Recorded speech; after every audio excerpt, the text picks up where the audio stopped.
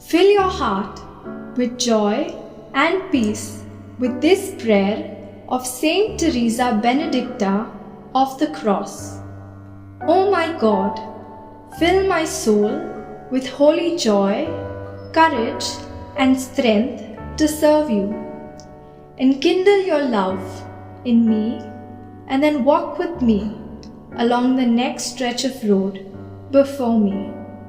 I do not see very far ahead, but when I have arrived where the horizon now closes down, a new prospect will open before me, and I shall meet with peace.